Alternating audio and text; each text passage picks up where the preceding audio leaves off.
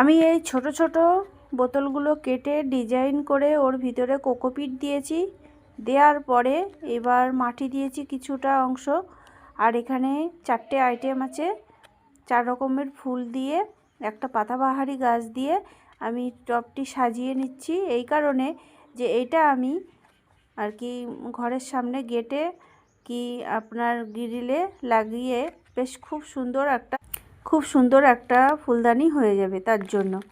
তা আমার ভিডিওটা কেমন লাগলো সবাই একটু জানাবেন, আর ভালো লাগলে একটু সাবস্ক্রাইব করবেন। আমি সবার পাশে থাকবো, আপনারাও আমার পাশে থাকবেন। ধন্যবাদ সবাইকে। কেমন হয়েছে একটু জানাবেন।